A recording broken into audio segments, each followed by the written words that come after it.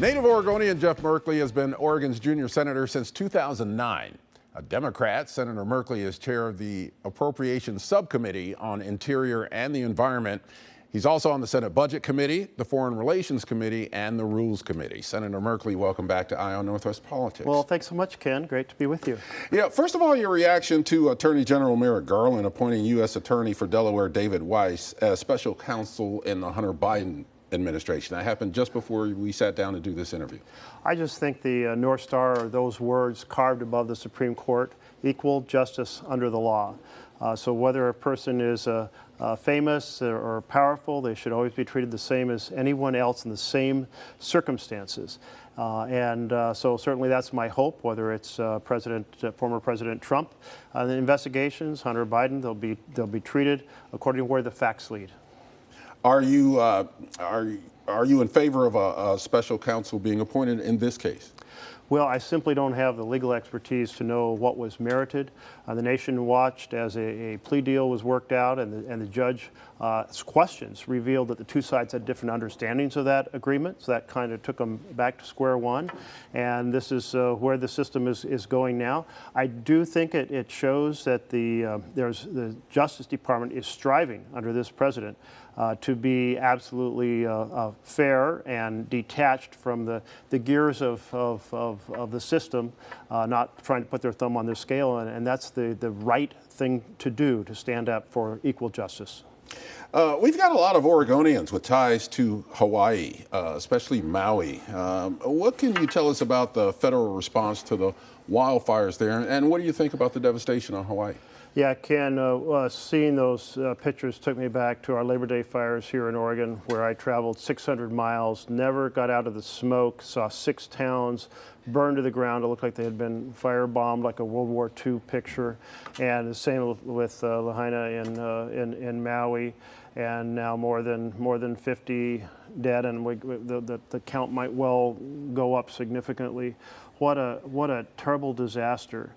And I know that I'll be standing with our senators and delegation from Hawaii to get them all the help they need in every possible way. I know the president's team feels the same way.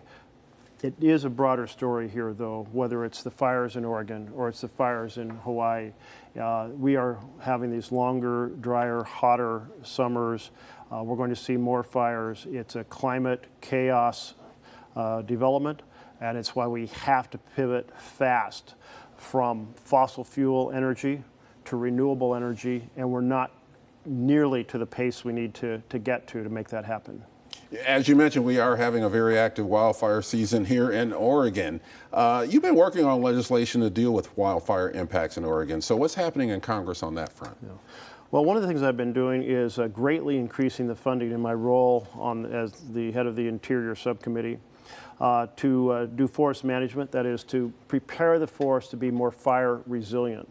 And particularly, I'm pushing to get a lot more of that closer to our towns and what they call the wildland-urban interface. Apart from that, I've been arguing, I've prepared legislation, presented legislation to create emergencies for smoke, which we don't currently have. We now have more smoke impact, and to prepare communities for heat and smoke so that we can respond to the challenges, really a huge medical impact of smoke with triggering folks with asthma and otherwise. They need to be safe places for people to breathe clean air, to escape the heat, to escape the smoke.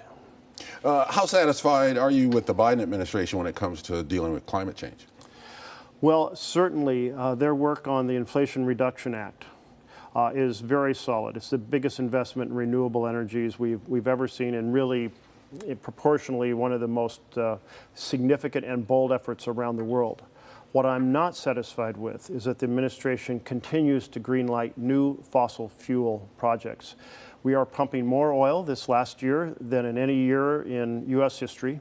So when we go to other nations and say, hey, can you dial back your fossil gas? Can you dial back your coal? They look at us and say, hey, you're cranking up your infrastructure for fossils. Why should we act? America has to have the power of its example when it comes to climate in order to work with the rest of the world to move fast enough to address this challenge. Once the Supreme Court struck down affirmative action, we started hearing about legacy admissions at colleges and universities. This is where children of alumni and major donors get preference in terms of admission. What's your take on legacies? Well, I introduced legislation before that happened, saying that these legacy admissions need to end. Now, I'm the son of a blue-collar kid, or a blue-collar family who applied to some of the schools that have very tough admissions lists. And the idea that those schools are being funded and then reserving 10 to 20 or 25% of their seats for folks who essentially are already the most advantaged in life. So why should a less qualified person, less qualified student who has all the privileges coming from a family that's been college educated or they're wealthy donors to a school, be admitted over a student who is more qualified but comes from a more challenged background? I just think that given the amount of funding that we provide to these universities, that there should be at least a level admissions policy. I mean, clearly, students who come from more challenging financial backgrounds, they don't have classes to prepare them for the SAT, or they don't have tutors that help them write their essays to apply to college. They don't have summer enrichment programs that help them kind of hone their skills. They don't have private schools. So those families, overwhelmingly white and wealthy, have all these advantages. Why should they then get also reserved seats in a school? This is affirmative action for the wealthy and well-connected, and it needs to end. You heard us talk to Senator Wyden about immigration. I know that you made several trips to the border during the Trump administration. How do you think the Biden administration is doing when it comes to controlling the border? Well, they've really been working with the countries of Central America and Mexico to reduce the flow of migrants who arrive on the border. Those who arrive on the border, they need to be treated in accordance with the Geneva Convention that we're part of, the Refugee Convention.